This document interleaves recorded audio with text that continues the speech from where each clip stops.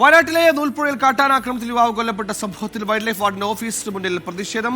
സുജിത്ത് അയ്യപ്പത്ത് വയനാട് ചെയ്യുന്നു. സുജിത്ത്, പ്രതിഷേധം ഇപ്പോഴും തുടരുകയാണോ?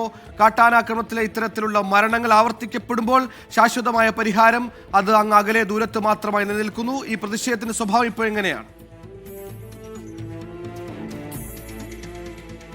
സുഹൈൽ, ഇപ്പോൾ ഞാൻ നിൽക്കുന്നത് വൈൽഡ് ലൈഫ് വാർഡന്റെ ഓഫീസിന് മുന്നിലാണ്. അല്പസമയം മുമ്പാണ് ഈ ഓഫീസിലേക്ക് DCCയുടെ സെക്രട്ടറി കൂടിയായിട്ടുള്ള രാജശേഖരൻ എത്തിയത്. അദ്ദേഹം ഒരാളും കൂടി അകത്തേക്ക് കയറിയ മുറയ്ക്ക് പോലീസ് എത്തി അദ്ദേഹത്തെ പിടികൂടി മാറ്റുകയായിരുന്നു. എന്താണ് സംഭവിച്ചത്? ഞങ്ങൾ അങ്ങോട്ട് കയറിയതായിരുന്നു. DYSPയെ കാണാൻ വേണ്ടി കയറിയതാണ്. DYSPയെ കാണാൻ വേണ്ടി കയറിയതാണ്. ആ സമയത്താണ് CIയുടെ നേതൃത്വത്തിൽ 2-3 പോലീസുകാർ വന്നിട്ട് CI ആണ് കയറിയത്. വളരെ ബലമായി ഞങ്ങളെ പിടിച്ച് പുറത്താക്കി ഞങ്ങളെ കയ്യേറ്റം ചെയ്യുകയുണ്ടായി. ഞങ്ങൾ 2 പേരെ അവിടെ ഉണ്ടായിരുന്നുള്ളൂ.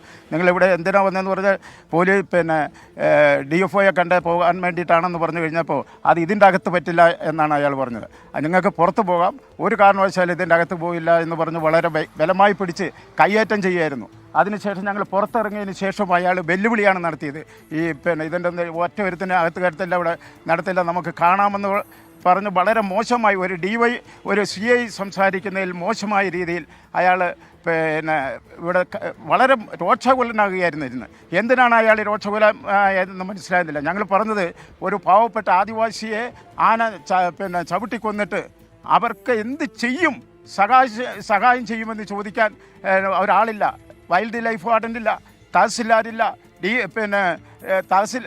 കളക്ടറില്ല, ആരുമില്ല.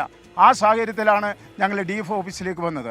വന്നപ്പോഴാണ് ആ CI കയ്യേറ്റം ചെയ്ത് ഞങ്ങളെ ബലമായി പിടിച്ച് പുറത്താക്കിയത്.